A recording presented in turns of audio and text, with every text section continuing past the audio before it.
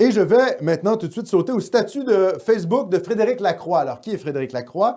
C'est l'auteur du livre « Pourquoi la loi 101 est un échec ». Donc, je vous invite à suivre M. Lacroix sur Facebook, toujours très intéressant, qui quand même a conscience du péril démographique. Ce n'est pas quelqu'un qui nie la question démographique, il en est quand même conscient.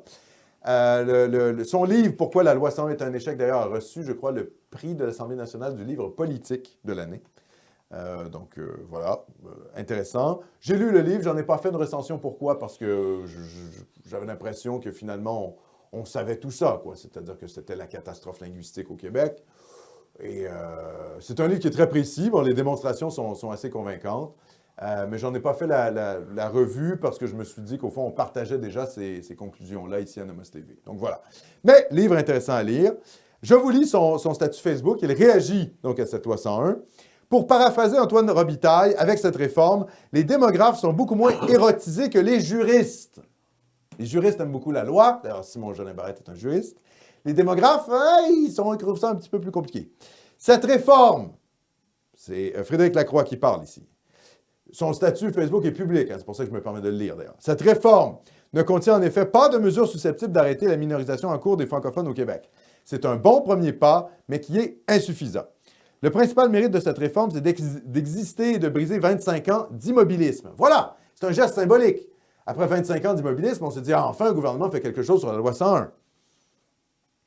Dans ce projet de loi, la langue est d'abord et avant tout envisagée d'un point de vue bureaucratico-constitutionnel.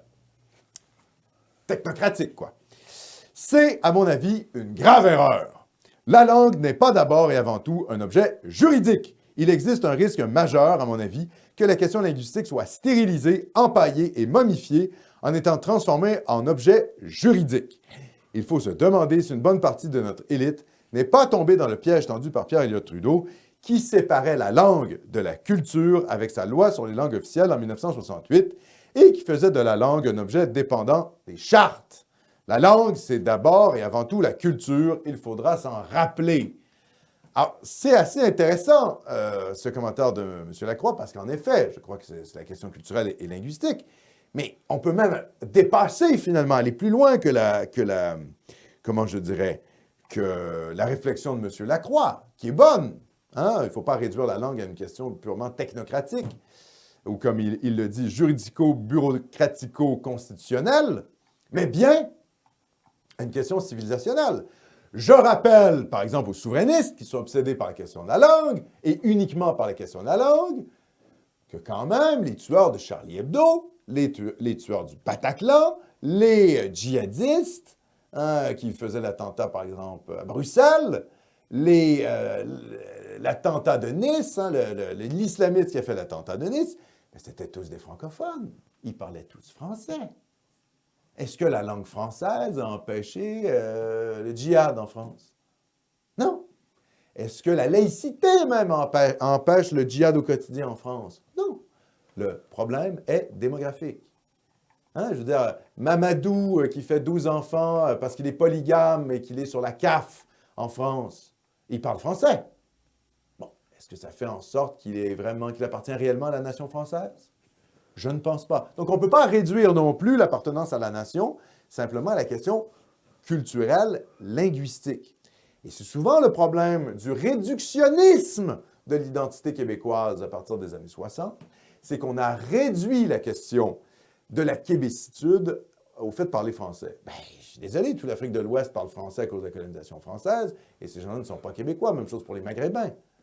Donc, je veux dire, il faut dépasser le cadre, en tant que nationaliste, là, il faut sortir du cadre de la Révolution tranquille où on a fétichisé uniquement la langue.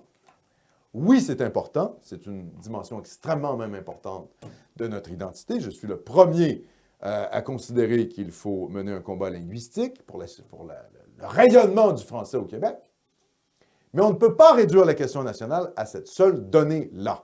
La question démographique, la question de l'appartenance civilisationnelle, et je suis désolé de le dire pour les gens qui sont politiquement corrects, la question ethnique est centrale. Si les Canadiens français ne sont plus majoritaires au Québec, l'Amérique française est en déclin, là. Ça va décliner Forcément. Et veut-on vraiment vivre dans une sorte de Brésil francophone boréal?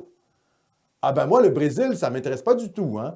Moi, des favelas, les tensions raciales, tout ça, ça ne m'intéresse absolument pas. Donc, il ne faut pas réduire la question nationale simplement à la question linguistique. Et ça, en effet, c'est un peu le problème actuellement, je dirais, du discours sur la québécitude, sur l'identité québécoise, c'est qu'on a fait du réductionnisme. On a réduit la question de l'identité à la question de la langue.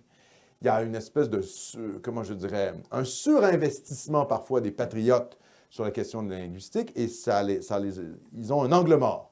Et l'angle mort, ben, on voit ce que ça donne en France, on voit ce que ça donne en Belgique, on voit ce que ça donne partout en Europe. C'est la catastrophe sécuritaire, c'est la catastrophe également culturelle, civilisationnelle, que représente l'immigration de remplacement. Voilà.